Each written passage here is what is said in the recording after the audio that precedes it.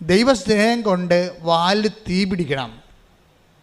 അല്ലാതെ നനഞ്ഞിരുന്ന ഇത് കൂട്ടുകാരുടെ കല്യാണം കഴിയട്ടെ, അത് കഴിയുമ്പോൾ മകനെയും കൊണ്ട് അഡ്മിഷന് പോകണം, അതും കഴിയട്ടെ, എല്ലാം കഴിഞ്ഞിട്ട് നമുക്ക് ഉടമ്പടിയിലേക്ക് വരാമെന്ന് പറഞ്ഞാൽ ഇത് നിങ്ങൾ വരുമായിരിക്കും, പക്ഷേ ഉടമ്പടി വർക്കൗട്ട് ചെയ്യത്തില്ല.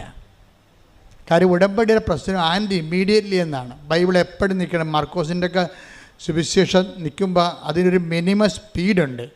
ഈശോയുടെ എല്ലാ ആക്ഷനും അമ്മയുടെയും ഈശോൻ്റെ ആക്ഷൻ എല്ലാം. ഇപ്പം അമ്മ തന്നെ തിടുക്കത്തിൽ പോയി എലിസബത്തിനെ കാണാൻ പറഞ്ഞപ്പോൾ എന്താ, ഒന്ന് take the word of God, സ്തുതിക്കട്ടെ, ഹല്ലേലൂയ.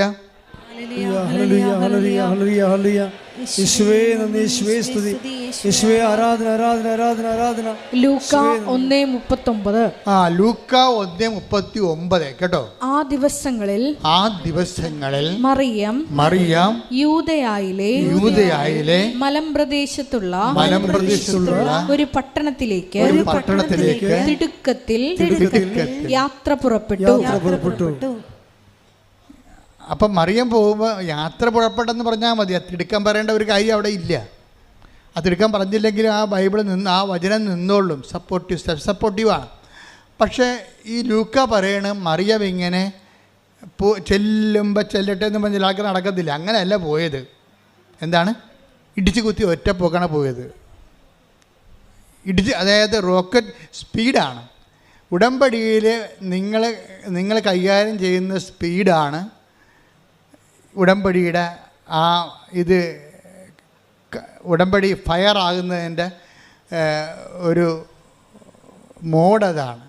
അപ്പോൾ എപ്പോഴും നമ്മൾ ചെയ്യണം, ഉടമ്പടി ചെയ്യുമ്പോൾ തളർന്നു കുത്തി ഇനി ആർക്കാണ് ഈ പത്രം കൊടുക്കേണ്ടത്, ആര് മേടിക്കുക, അവരിങ്ങോട്ടേക്കാണ് തിരിച്ചു തരിക, ഇങ്ങനെ അളിഞ്ഞ മോന്ത്യമായിട്ട് ഉടമ്പടി ചെയ്താൽ നിൻ്റെ ജീവിതം ഇങ്ങനെ അളിഞ്ഞിരിക്കുകയുള്ളത്.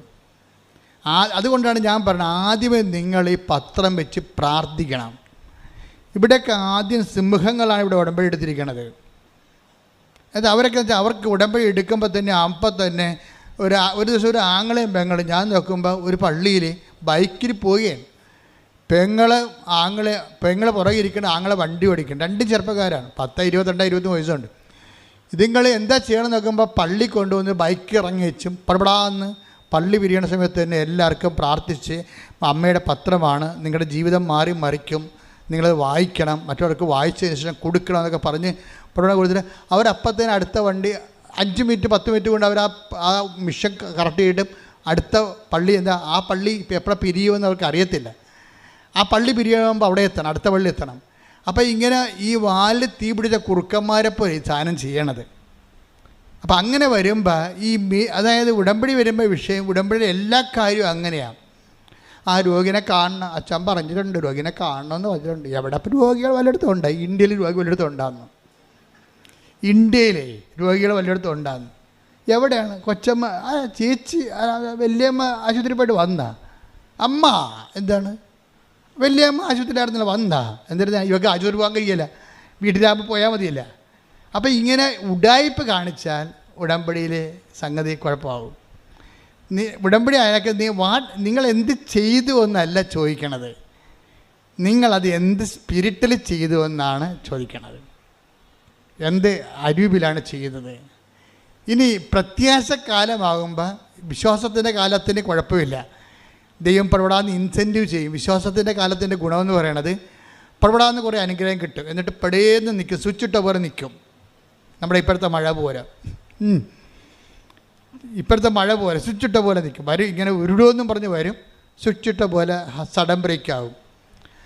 ഉടമ്പടി ആദ്യത്തെ 3-4 ആഴ്ചകളെ ഇടിവിട്ട് പോലെ പൊടാതെ ഇങ്ങനെ കവളാസ് പൊട്ടണ പോലെ പൊട്ടും. പിന്നെ ഒറ്റ നിപ്പാണ്, പിന്നെ അനങ്ങത്തില്ല ഈ സംഭവം. എന്താണ്? വിശ്വാസകാലം കഴിഞ്ഞു, ഇനി പ്രത്യാശക്കാലമാണ്. ഈ പ്രത്യാശക്കാലത്ത് പറയുമ്പോൾ ദൈവം ആ സമയത്ത് വാച്ച് ചെയ്യണത് നിന്നെ വാച്ച് ചെയ്തുകൊണ്ടിരിക്കും. ഈ പ്രത്യാശക്കാലത്ത് നീ എന്ത് ചെയ്ത്? മിക്കവാറും ദൈവാനുഗ്രഹം കൊണ്ടൊരു 60% ആൾക്കാരും കിടന്ന് ഉറക്കമായിരിക്കും പ്രത്യാശക്കാലത്ത്.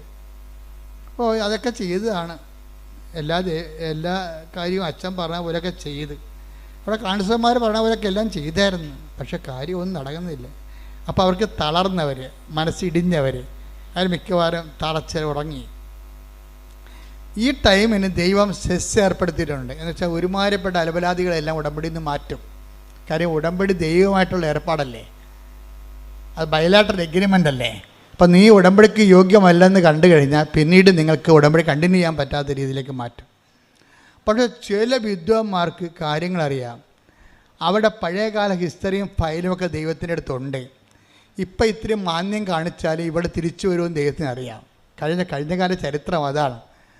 അതുകൊണ്ട് ദൈവം ഒരു ചെറിയൊരു അനുഗ്രഹമൊക്കെ ഭിന്നിച്ച് കാണിച്ചിട്ട് അവളൊന്നൊരു ഇൻസെൻറ്റീവ് കൊടുത്തിട്ട്, കാരണം ദൈവം നിങ്ങൾ ഉടമ്പടി തുടരാൻ ദൈവം ആഗ്രഹിക്കുന്നുണ്ട്. അതെന്താ പ്രശ്നം എന്ന് വെച്ച് കഴിഞ്ഞാൽ ഉടമ്പടി ഒരു ജീവിത രീതിയാണ്. അത് പറമ്പ് വിൽക്കാനും ജപ്തി മാറാനും വേണ്ടിയുള്ള തൽക്കാലത്തേക്കുള്ള സൂത്രപ്പണിയല്ലത്. അപ്പം അങ്ങനെ അതാണ്. അത് കഴിയുമ്പോൾ ഇത് നിർത്താവെന്നൊക്കെ പറഞ്ഞ് ഉടമ്പടിയിൽ ആ രീതിയിൽ ഉടമ്പടിയെ കാണുന്ന ആൾക്കാരെ കുറച്ച് കഴിയുമ്പോൾ ദൈവം വകഞ്ഞു മാറ്റും, ആ മേഖലയിൽ നിന്ന് മാറ്റും. എന്നിട്ട് ദൈവം നിലനിർത്തും, ബാക്കിയുള്ള 40% നിലനിർത്തും. ഈ 40%-ക്കുറിച്ചാണ് സക്കറിയ ഇന്ന് പറയണത്. സക്കറിയ ഞാൻ കണ്ടില്ലേ, ഞാൻ കണ്ണും പൂട്ടി വചനം എടുത്തപ്പോൾ എന്താ പറയണത്? അവശേഷിക്കുന്നവർ അവകാശം. Take the word of God. സക്കറിയ 8:12. സക്കറിയ 8:12. എന്താ? ഞാൻ സമാധാനം വിതയ്ക്കും. ഞാൻ സമാധാനം വിതയ്ക്കും. മുന്തിരി ഫലം നൽകും. നിലം വിളവ് നൽകും. ആകാശം മഞ്ഞു പൊഴിക്കും. ഈ ജനത്തിൽ അവശേഷിക്കുന്നവർ ഇതെല്ലാം അവകാശമാക്കാൻ ഞാൻ ഇടയാക്കും. അതാ വിഷയം. അവശേഷിക്കുന്നവരാണ് അവകാശം പ്രാപിക്കുന്നത്, അല്ലാതെ ആരംഭശൂരത്വം കാണിക്കുന്നവരല്ല. ഈ ആരംഭശൂരത്വക്കാരെ കർത്താവിന് നല്ലവണ്ണം അറിയാം. അതുകൊണ്ട് തന്നെ അനുഗ്രഹം ആദ്യത്തെ ഒരു സെക്ഷൻ കഴിഞ്ഞിട്ട് സ്വിച്ചിട്ട പോലെ അനുഗ്രഹം നിൽക്കും. പ്രത്യാശയുടെ സമയത്തേക്ക് ചെല്ലുമ്പോൾ ഇത് ലാഗ് ചെയ്യും. എന്നിട്ട് 60% പേര് പിരിഞ്ഞു പോരും. പിരിഞ്ഞു പോണതല്ല, പിന്നീട് ഒരിക്കലും ആലപ്പുഴ വരത്തില്ല. അതാണ് സംഭവം. അത് ഇവിടെ ഈ ഉടമ്പടിക്ക് മാത്രമുള്ളതല്ല, ദൈവമായിട്ട് ബന്ധമുള്ള എല്ലാ വിഷയവും അങ്ങനെയാണ്. ആദ്യം കുറച്ച് ഇൻസെൻറ്റീവ് കാണിക്കും, അപ്പോൾ കുറേ ആൾക്കാർ വെക്കാനായാലും വെള്ളം വീഞ്ഞാക്കും. അതുപോലെ തന്നെ കടനിമിത്തം നടക്കും. അതുപോലെ തന്നെ മത്സ്യങ്ങൾ വർദ്ധിപ്പിക്കും. അങ്ങനെ കുറേ അത്ഭുതങ്ങൾ നടന്നു കഴിയുമ്പോൾ ഒത്തിരി പേര് കർത്താവിലേക്ക് വരും. കുറേ അണ്ണന്മാർ ശിഷ്യന്മാരാകും. ആ ശിഷ്യന്മാരുടെ കൂട്ടത്തിൽ കുറച്ച് കഴിയുമ്പോൾ ഈ സ്നേഹത്തിൻ്റെ കാലം തുടങ്ങും. പ്രത്യാശയുടെ കാലം കഴിഞ്ഞ് പിന്നെ വേണ്ടത് കുറച്ചുകൂടി ബുദ്ധിമുട്ടാണ്. എന്താ കാര്യം? അവിടെ സ്നേഹം മാത്രമേ ഇൻവെസ്റ്റ് ചെയ്യത്തുള്ളൂ. അവിടെ നിങ്ങളുടെ ജോലി, വീട്, വിവാഹം, അങ്ങനെ ഒരു കാര്യവും ദൈവം അഡ്രസ്സ് ചെയ്യത്തില്ല. ദൈവം നോക്കും നിൻ്റെ സ്നേഹം വളർന്നു എന്ന് നോക്കും. അതാണ് സ്നേഹത്തിൻ്റെ കാലം എന്ന് പറയണത്. ഉടമ്പടിയുടെ സ്നേഹത്തിൻ്റെ കാലത്ത് നോ സൈൻ, അടയാളമൊന്നുമില്ല. ആശുഷ ജീവിതം ഇങ്ങനെ പോകും. പണ്ട് ഉടമ്പടി എടുക്കാഞ്ഞ കാലത്ത് എങ്ങനെയായിരുന്നു ഏതാണ്ട് അതുപോലെയൊക്കെ തന്നെ പോകും. അപ്പോൾ ദൈവം പരിശുദ്ധാത്മാവ് ഉണ്ടെങ്കിൽ ദൈവം പറയും ഇത് സ്നേഹത്തിൻ്റെ കാലമാണ്. ഇവിടെ നമ്മുടെ ഈ ഡിപ്പോസിറ്റ് എന്ന് പറയുന്നത് സ്നേഹം മാത്രമാണ്. ജോലിക്ക് വേണ്ടിയുള്ള പ്രാർത്ഥന ഒന്നും ഏക്കത്തില്ല. കൊച്ചുണ്ടാകാൻ വേണ്ടി പ്രാർത്ഥിക്കുന്നു, കല്യാണം കിട്ടാൻ വേണ്ടി പ്രാർത്ഥിക്കുന്നു. അതൊക്കെ നീ നേരത്തെ ഫെയ്ത്ത് കാലത്ത് പ്രാർത്ഥിച്ചതാണ്. ഇപ്പം അതിനൊന്നും അടയാളമില്ല. ഇപ്പം തോന്നണത് നിനക്ക് ദൈവത്തോട് സ്നേഹമുണ്ടോ എന്നേ നോക്കത്തുള്ളൂ. അതാണ് സ്നേഹത്തിൻ്റെ കാലം. ഈ സ്നേഹത്തിൻ്റെ കാലം എന്ന് പറയുന്നത് ഒരു 1.5 കാലമാണ്. കാര്യം ഇതെന്ന് പറയണത് ഒരു 20% സർവൈവിങ് കിട്ടും ഇതിനകത്തുനിന്ന് സ്നേഹത്തിൻ്റെ കാലത്ത്. ഇവിടെ ഒരു അവശേഷിക്കുന്ന ആൾക്കാരുണ്ട്. അവശേഷിക്കുന്നവർ അവകാശം പ്രാപിക്കുന്ന ഒരു കാലമുണ്ട്. ഈ സ്നേഹത്തിൻ്റെ കാലത്ത് വരണത് കാരണമുണ്ട്. സ്നേഹത്തിൻ്റെ കാലത്തിന് മുമ്പ് ഉണ്ടാകുന്ന വിഷയം, സ്നേഹത്തിൻ്റെ കാലം എങ്ങനെ തുടങ്ങണത്? സ്നേഹത്തിൻ്റെ കാലം തുടങ്ങണത് ശരിക്കും പറഞ്ഞാൽ മറ്റുള്ളവർ ഉടമ്പടിയെക്കുറിച്ചും മറ്റുള്ളവർ നീ എടുത്ത ഉടമ്പടിയെക്കുറിച്ചും നിന്നോട് സംസാരിക്കും. അപ്പോൾ നീ തീഷ്ണത കൊണ്ട് തുള്ളിച്ചാടും. ഉടമ്പടി എടുത്തിട്ടുള്ള ആൾക്കാർ തന്നെ നിന്നോട് വന്ന് സംസാരിക്കും ഉടമ്പടിയെക്കുറിച്ച്. അപ്പോൾ എന്തെന്നില്ലാത്ത ഉണർവോടുകൂടി നീ പഴയ നിനക്കൊന്നും കിട്ടിയില്ലെങ്കിലും, വീട് വെച്ചില്ലെങ്കിലും, IELTS പാസ്സായില്ലെങ്കിലും നീ ദൈവത്തോടുള്ള സ്നേഹത്തിൽ കുതിച്ചു ചാടിക്കൊണ്ട് കർത്താവിന് വേണ്ടി ജീവിക്കാൻ നോക്കും. അത് കർത്താവാണെന്ന് പറയുന്ന വേദം. അതാണ് സ്നേഹത്തിൻ്റെ കാലം തുടങ്ങണത്. Take the word of God. അത് കർത്താവാണ്. 21:7. സ്തുതിക്കട്ടെ. ഹല്ലേലൂയ. യേശുവേ നന്ദി, യേശുവേ സ്തുതി, ഹല്ലേലൂയ. യേശുവേ ആരാധന, ആരാധന, ആരാധന, ആരാധന. യോഹന്നാൻ 21:7. യോഹന്നാൻ 21:7. യേശു സ്നേഹിച്ചിരുന്ന ആ ശിഷ്യൻ പത്രോസിനോട് പറഞ്ഞു, അത് കർത്താവാണ്.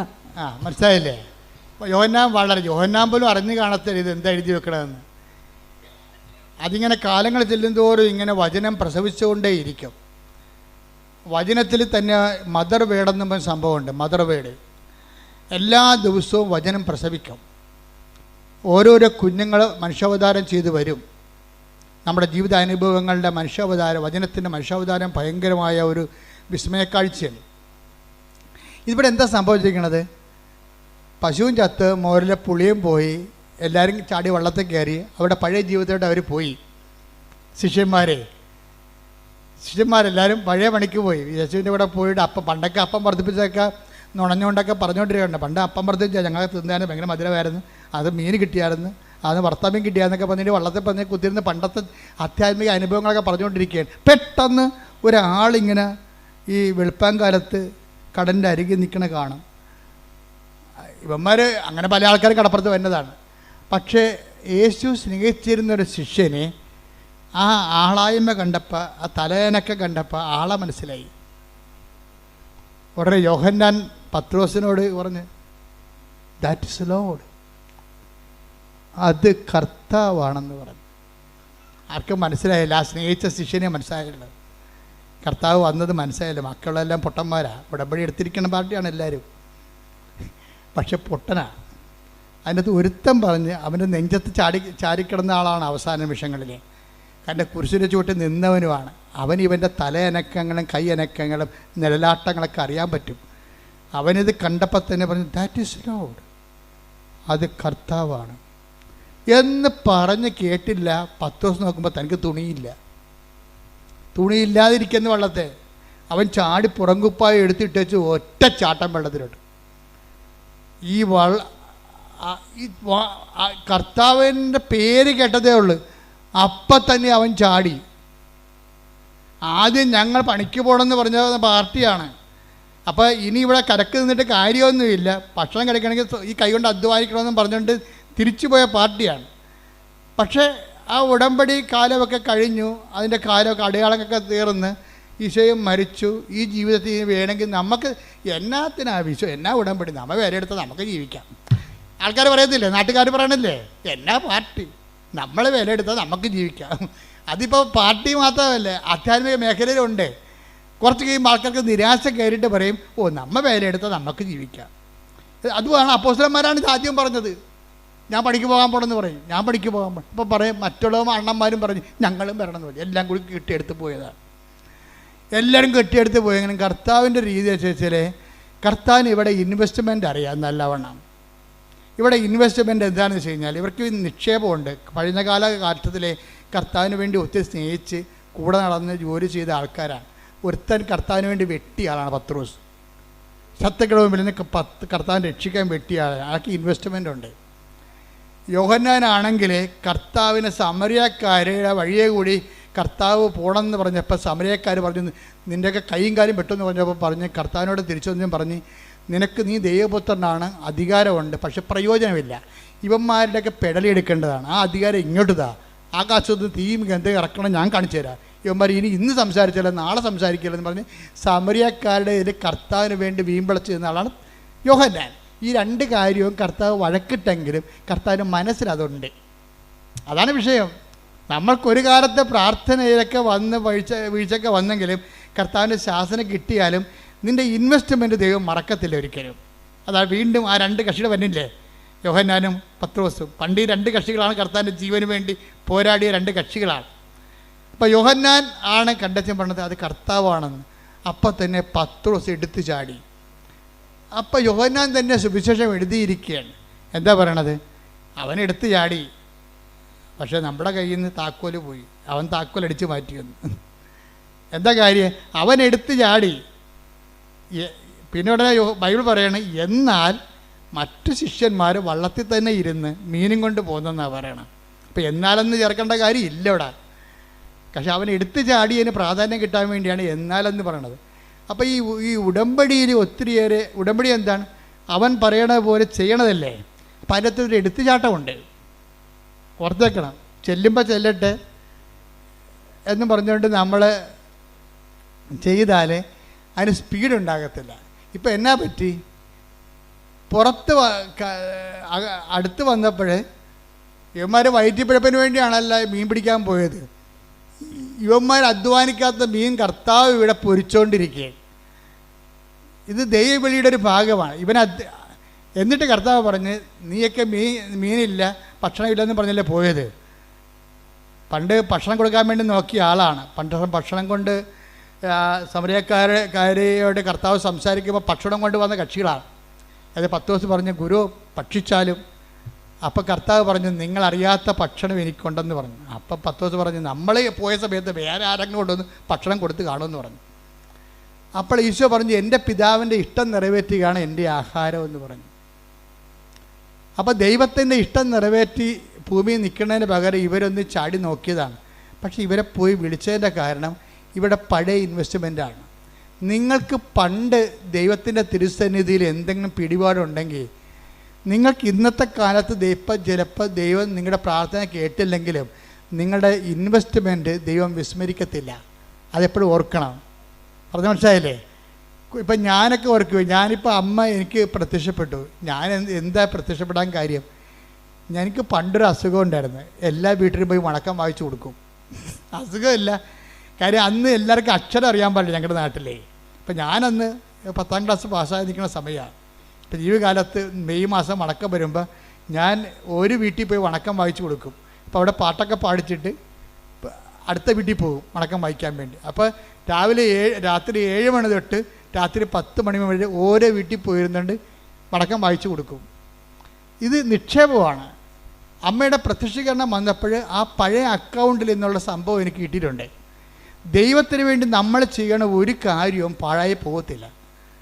നീ ദൈവത്തിന് വേണ്ടി എന്ത് ചെയ്തിട്ടുണ്ടോ അതെല്ലാം നിക്ഷേപമാണ്. ഒരു ടൈം ആകുമ്പോൾ ആ സാധനം എല്ലാം എടുക്കും ദൈവം. യോഹന്നാനും പത്രോസിനും നല്ല നിക്ഷേപമുള്ള ആൾക്കാരാണ്. പക്ഷെ പത്രോസിന് ഇമ്മിണി കൂടുതലാണ്. പക്ഷെ അതുകൊണ്ട് പത്രോസിനോട് തന്നെ ചോദിക്കും, നീ ഇവരെക്കാളൊക്കെ അധികമായി എന്നെ സ്നേഹിക്കുന്നുവോ?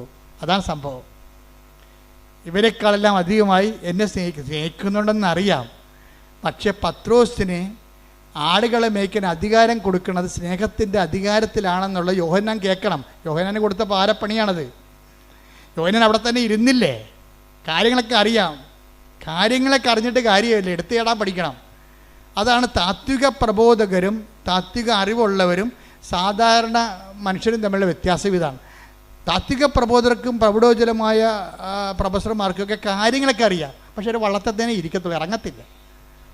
പാവപ്പെട്ടവൻ എന്ത് ചെയ്യും? കർത്താവത് കേൾക്കുമ്പോൾ തന്നെ ചാടി ഇറങ്ങും. അവൻ താക്കോലും കൊണ്ട് പോകും. ഇത് ബൈബിളിലെ ഒരു ഇക്വേഷനാണ് ശരിക്കും പറഞ്ഞാൽ. അപ്പം ചാടി കർത്താവാണെന്ന് കേട്ടാൽ ചാടാൻ കഴിയണം. അതാണ് ഉടമ്പടിയുടെ ഒരു പവർ. എന്നിട്ട് ചാടിക്കഴിയുമ്പോൾ കർത്താവ് പറയും, യോഹന്നാനോട് പറയും, യോഹന്നാന് കിട്ടേണ്ട സംഭവമാണ് ഇതെല്ലാം. ആടുകളെ മേയ്ക്കണ കാര്യമൊക്കെ യോഹന്നാന് കിട്ടേണ്ടതാണ്. കിട്ടത്തില്ല. കാര്യം വെച്ച് കഴിഞ്ഞാൽ ഒരു കാര്യം യോഹന്നാനാണ് കുരിശിൻ്റെ ചുവടെ നിന്നതേ. കുരിശിൻ്റെ ചുവടെ നിന്നത് യോഹന്നാനാണ്. അപ്പോൾ നല്ല മാർക്ക് സ്കോർ ചെയ്ത ആളാണ്. പക്ഷേ അവസാനത്തെ സ്കോറിന് 50 മാർക്കുണ്ടായിരുന്നു. അത് യോഹന്നാൻ അറിയാൻ പാടില്ലായിരുന്നു. യോഹന്നാൻ ആ അവസാനത്തെ ചോദ്യത്തിന് അവസാനത്തെ ക്വസ്റ്റ്യന് ട്രയലിൽ 50 മാർക്കാണ്. ആ സാധനം പത്രോസിന് കിട്ടിയപ്പോൾ 10 മാർക്ക് യോഹന്നാനൊക്കെ കൂടുതലായി പോയി പത്രോസിന്. എന്തുകൊണ്ടാണ് പത്രോസിന് അധികാരം കൊടുത്തതെന്ന് യോഹന്നാനോട് പറയാതെ പറയണതാണ്, നീ ഇവരെക്കാളെല്ലാം അധികമായി എന്നെ സ്നേഹിക്കുന്നുണ്ടോ? അതാണ് ഉടമ്പടിയുടെ സ്നേഹക്കാലം എന്ന് പറയുന്നത്. പിടിയിടിയാ, ഉടമ്പടിയിൽ ഒരു അനക്കം ഉണ്ടാകത്തില്ല. നമ്മൾ വേലയെടുത്താൽ നമ്മൾക്ക് ജീവിക്കാൻ പറഞ്ഞ രീതിയിൽ ആ ശിഷ്യന്മാർ ആയിപ്പോകും. അപ്പോൾ നമ്മൾ ഉടമ്പടി ചില ആൾക്കാർ മറന്നു പോകും. പക്ഷേ ആരെങ്കിലും നമ്മളെ ഉടമ്പടി ഓർപ്പിച്ചാൽ അപ്പം പഴയ വർദ്ധിച്ച വീര്യത്തോട് നമ്മളെ വീണ്ടും ചാടിക്കഴിഞ്ഞാൽ അത് സ്നേഹത്തിൻ്റെ കാലമാണ്. എല്ലാവരെക്കാൾ ഉപരിയായി ദൈവത്തെ സ്നേഹിക്കുന്ന കാലം.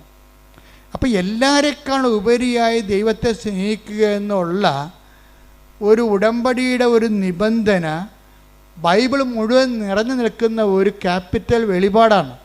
നിൻ്റെ കർത്താവായ ദൈവം ഞാനാകുന്നു, ഞാനല്ലാതെ മറ്റൊരു ദൈവം നിനക്ക് ഉണ്ടാവരുത്. ആ ദൈവം തന്നെയാണ് പിന്നീട് വചനം മാസമായി കഴിയുമ്പോഴും ആ നിബന്ധനകൾക്ക് മാറ്റമില്ല. എന്താണ്? നിത്യജീവൻ പ്രാപിക്കാൻ ഞാൻ എന്ത് ചെയ്യണമെന്ന് ചോദിക്കുമ്പോൾ പറയും, എല്ലാത്തിനേക്കാൾ ഉപരിയായി ദൈവത്തെ സ്നേഹിക്കുക, നിന്നെപ്പോലെ തന്നെ നിൻ്റെ അയൽക്കാരനെ സ്നേഹിക്കുക. ആ നിബന്ധനകൾക്ക് പിന്നെ മാറ്റമില്ല. പത്രോസിലേക്ക് വരുമ്പോൾ പറയും, നീ ഇവരെക്കാൾ അധികമായി എന്നെ സ്നേഹിക്കുന്നുണ്ടോ? അപ്പോൾ പത്രോസ് പറയും, യു നോ ഇറ്റ് എന്ന് പറയും. എന്താണ്? നിനക്കത് അറിയാം. ഞാൻ പറഞ്ഞാൽ എനിക്ക് വിഷമമാണെന്ന് പറയും. അതാണ് പത്രോസ് പറയണത്. കാര്യം കർത്താവ് കാണിച്ച ഒരു വല്ലാത്ത ഒരു പണിയുണ്ട്. കാര്യം കർത്താവിൻ്റെ കയ്യെ വിലങ്ങ് വീണപ്പോൾ പത്രോസ് വാളൂരി, ആ 200 പേരാണ് പന്തങ്ങളും വിളക്കുകളും ആയിട്ട് നിൽക്കണത്. പത്രോസ് ഒറ്റക്ക്. എന്നിട്ടും കർത്താവിൻ്റെ ജീവൻ രക്ഷിക്കാൻ വേണ്ടി ശത്രുപാളയത്തിൽ വെട്ടിയവനാണ് പത്രോസ്. അപ്പോഴാണ് പത്രോസിനോട് പറയണത്, വാൾ ഉറയിലിടാൻ പറയണത്. അപ്പം അത് കേട്ടോടുകൂടി പത്രോസ് വാൾ ഉറയിലിട്ട് വചനം പാലിച്ചു. അവൻ പറയണ പോലെ ചെയ്ത്. അതാണ് ഉടമ്പടി എന്ന് പറയണത്. പത്രോസിൻ്റെ ഉടമ്പടിയാണ് ഏറ്റവും ബെസ്റ്റ് ഉടമ്പടി. സ്നേഹത്തിൻ്റെ കാലത്ത് അപ്പോൾ വെട്ടുകൊണ്ട് മൽക്കസിൻ്റെ ചെവി ഛേദിച്ച് പോയി കഴിഞ്ഞപ്പോൾ പ്രധാന ഭൃത്യൻ്റെ പരിചാരകൻ്റെ ചെവി ഛേദിച്ചു. പിന്നെ അവർ പത്രോസിനെ പഴം നുറുക്കണ പോലെ നുറുക്കുമെന്ന് പത്രോസിന് അറിയാം. തനിക്ക് അപകടങ്ങളാണ്, ഈ ഉടമ്പടിയുടെ പേരിൽ തനിക്ക് വരാൻ പോണ ത്യാഗങ്ങളാണെന്നറിയാം. എന്നിട്ടും അവൻ പറഞ്ഞതല്ലേ വാളുറയിലിടാൻ. അതുകൊണ്ട് പത്രോസ് അവൻ പറഞ്ഞതുപോലെ ചെയ്തു. അതാണ് ഉടമ്പടി. അവൻ പറയണ പോലെ ചെയ്യുക. നമ്മുടെ തല പോകുന്നത് കണ്ടാലും അവൻ പറയണ പോലെ ചെയ്യും. അങ്ങനെ പത്രോസ് വാൾ ഉറയിട്ടിട്ട്, ഇനി എനിക്കിവിടെ റൈറ്റില്ല, എനിക്കിവിടെ പാങ്ങില്ല, ഞാൻ ഇവിടെ നിന്നിട്ട് കാര്യമില്ല. കാര്യം കർത്താവ് വരെ ശത്രുവായ പാളയത്തിൽ കൂടിയിരിക്കുകയാണ്. കാര്യം അവരുടെ ആ ചെവി, പത്രോസ് വെട്ടിയ ചെവി, കർത്താവ് ഛേദിച്ച ചെവി കർത്താവ് എടുത്ത് വെച്ച് കൊടുത്തില്ലേ, അത് പുറത്തില്ലേ. അപ്പം കർത്താവിന് മുമ്പ്, അവരുടെ മുമ്പിൽ കർത്താവിന് ഒരു പിടിയായി. പാവപ്പെട്ട കർത്താവിൻ്റെ ജീവൻ രക്ഷിക്കാൻ വേണ്ടി വെട്ടിയവൻ പ്രതിയുമായി. എന്നിട്ടും ഈ മനുഷ്യൻ കർത്താവിനെ വിടത്തില്ല. ഈ ഉടമ്പടി പാലിക്കുന്നവൻ ആ ഉടമ്പടി പ്രകാരം നീ എവിടെ പോയാലും ഞാൻ നിന്നെ അനുഗമിക്കുമെന്നൊരു മനുഷ്യൻ കർത്താവിനോട് പറഞ്ഞായിരുന്നു. എന്ന് വെച്ചാൽ ഏത് സാഹചര്യത്തിലൂടെയാണ് എൻ്റെ ജീവിതം പോകണമെന്നുണ്ടെങ്കിലും നീ തന്നെ ഒരു ദിവസം എന്നെ തള്ളിപ്പറഞ്ഞാലും ഞാൻ നിന്നെ തള്ളിപ്പറയാതെ നിൻ്റെ പുറകെ വരുമെന്ന് പറഞ്ഞുകൊണ്ടാണ് യോഹന്നാൻ പറയും, അകലെ കൂടി അവൻ കർത്താവിനെ അനുഗമിച്ചെന്ന്. Take the word of God. അകലെ കൂടി. ശ്രുതികട ഹല്ലേലൂയ. ഹല്ലേലൂയ ഹല്ലേലൂയ ഹല്ലേലൂയ ഹല്ലേലൂയ. യേശുവേ നന്ദി, യേശുവേ സ്തുതി. ഹല്ലേലൂയ ഹല്ലേലൂയ ഹല്ലേലൂയ ഹല്ലേലൂയ ഹല്ലേലൂയ. യേശുവേ സ്തുതി. ഹല്ലേലൂയ. ലൂക്ക 22:54. ലൂക്ക 22:54. അവർ അവനെ പിടിച്ച് പ്രധാന ആചാര്യന്റെ വീട്ടിലേക്ക് കൊണ്ടുപോയി പത്രോസ് അകലെയായി അവനെ അനുഗമിച്ചിരുന്നു. അതാണ് സംഭവം. എന്നിട്ട് ഇത്രയും കർത്താവിനാൽ പ്രതിയാക്കപ്പെട്ട ഒരാളാണ്. കർത്താവിൻ്റെ ജീവന് വേണ്ടി നിന്നു, സഭയ്ക്ക് വേണ്ടി നിന്നു, ദൈവത്തിന് വേണ്ടി നിന്നു, ദൈവവിശ്വാസത്തിന് വേണ്ടി നിന്നു. പക്ഷെ നിനക്ക് കിട്ടിയത് എന്താ? നിനക്ക് കിട്ടിയത് ഒഴിവാക്കലും തള്ളിപ്പറച്ചിലുമാണ്. എന്നിട്ട് നീ ദൈവത്തെ വിടാതെ പത്രോസിനെ പോലെ കർത്താവിനെ അനുഗമിക്കണമെന്നുള്ള ബോധത്തിന് കർത്താവിൻ്റെ കണ്ണും വെട്ടത്തുണ്ടാകും. പത്രോസിനെ തള്ളിപ്പറഞ്ഞത് ആരാണ്? നിൻ്റെ വാളുറയിലിട്, വാളെടുക്കുന്ന വാളായി നശിക്കുന്നു പറഞ്ഞ ആരോടാണ്? പത്രോസിനെ തള്ളിപ്പറഞ്ഞ കർത്താവല്ലേ. അവനെ തള്ളിപ്പറഞ്ഞിട്ടും പത്രോസ് കർത്താവിനെ തള്ളിപ്പറഞ്ഞില്ല. പാവപ്പെട്ടവൻ നിരായുധനായി, അവൻ്റെ ജീവിതം അപകടത്തിലാണ്.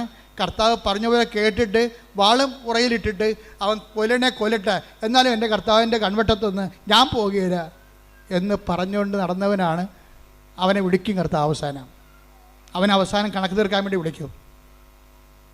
എന്നിട്ട് ചോദിക്കണം, എന്താണ്? ഇവരെക്കാൾ അധികമായി നീ എന്നെ സ്നേഹിക്കുന്നുവോ? ഉണ്ടെന്ന് കർത്താവിനറിയാം. യോഹന്നാൻ ബാക്കായി പോണ അവിടെ വെച്ചാൽ കർത്താവാണെന്ന് കണ്ടിട്ടും വളർത്തതിന് ഇരുന്ന് കക്ഷി. കർത്താവല്ലേ, നമുക്കറിയാം, ചെന്നാൽ മതിയല്ല എന്ന് പറയും. ഉടമ്പടിയല്ലേ, ചെയ്താൽ മതിയല്ല. അതാണ് സംഭവം. അതാണ് യോഹന്നാൻ. പക്ഷേ നീ അനുഗ്രഹിക്കപ്പെടത്തില്ല. ഉടമ്പടിയല്ലേ, നമുക്കറിയാം, ചെയ്താൽ മതിയല്ല. കർത്താവല്ലേ, നമുക്കറിയാം, ചെന്നാൽ മതിയല്ല. ഈ ഒരു നിലപാടിൽ ഉടമ്പടി വർക്കൗട്ട് ചെയ്യത്തില്ല. ചാടണം. ഒന്നും കിട്ടില്ലെങ്കിലും ചാടണം. എന്തിനാണ്? കർത്താവിന് വേണ്ടി പറന്ന് വെട്ടി പ്രവർത്തിക്കണം. എന്നിട്ട് അത് കർത്താവാണെന്ന് അറിയുന്ന അങ്ങനെ ഒത്തിരി പേര് സഭയിലുണ്ട്. നിങ്ങൾക്ക് ചില 10 അറിവൊന്നും ഉണ്ടാകത്തില്ല. പക്ഷേ എന്താ നിങ്ങൾക്ക് ഉള്ളത്? സ്നേഹം ഉണ്ടായാൽ മതി. അറിവല്ല പ്രധാനം, സ്നേഹമാണ് പ്രധാനം. ദൈവത്തോട് സ്നേഹമുണ്ടെങ്കിൽ അവൻ പറയണ പോലെ ചെയ്യും, പ്രവർത്തിക്കും. കർത്താവിൻ്റെ നിന്ന് നമുക്ക് അടി കിട്ടിയാലും അവൻ്റെ കൺമട്ടത്ത് നമ്മൾ പോകത്തില്ല, നമ്മളവിടെ തന്നെ നിൽക്കും. ഏതെങ്കിലും കാരണവശാൽ എപ്പോഴെങ്കിലും കർത്താവിനെ രക്ഷിക്കാൻ പറ്റുമെങ്കിൽ രക്ഷിക്കാമെന്നുള്ള ഉദ്ദേശത്തോടുകൂടിയാണ് 10 ദിവസം അതിൻ്റെ പുറകെ നടക്കുന്നത്. എന്തൊരു സ്നേഹമാണ് ആ മനുഷ്യന്. അതാണ് സ്നേഹത്തിൻ്റെ, ഉടമ്പടി സ്നേഹത്തിൻ്റെ കാലം എന്ന് പറയുന്നത്. ഇപ്പോൾ ഉടമ്പടി വിശ്വാസത്തിൻ്റെ കാലമുണ്ട്, പ്രത്യാശയുടെ കാലമുണ്ട്, സ്നേഹത്തിൻ്റെ കാലമുണ്ട്. സമർപ്പണത്തിൻ്റെ കാലം എന്ന് പറയുമ്പോൾ ദൈവം ചില കാര്യങ്ങൾ നമ്മളിൽ നിന്ന് ഒരിക്കലും എടുത്തു മാറ്റത്തില്ല. അത് നമ്മൾക്ക് നിത്യജീവന് വേണ്ടി നമ്മളത് അനുഭവിക്കേണ്ടതാണ്. അതുകൊണ്ട് കർത്താവ് പറയും, ഇത് അനുഭവിക്കാൻ തന്നെയാണ് ഞാൻ ഈ മണിക്കൂറിലേക്ക് വന്നത്. Take the word of God. ശ്രുതികട്ടെ ഹല്ലേലൂയ. പരിശുദ്ധ പരമ ദിവ്യകാരുണ്യത്തിന് നേരവും ആരാധനയും സ്തുതിയും പുകഴ്ചയും ഉണ്ടായിരിക്കട്ടെ. ചില കാര്യങ്ങൾ നമ്മൾ അനുഭവിക്കേണ്ട കാര്യങ്ങളാണ്. ചിലത് അനുഗ്രഹമായിട്ടും അതിശയമായിട്ടും ഒക്കെ മാറിയിട്ട് അവസാനം ചില കാര്യങ്ങളുണ്ടാവും. അത് നമ്മൾ അനുഭവിക്കാതെ കടന്നു പോകാത്ത കാര്യമാണ്. ഇത് അനുഭവിക്കാതെ കടന്നു പോകത്തില്ലെങ്കിൽ 12 വായിച്ചേ. യോഹന്നാൻ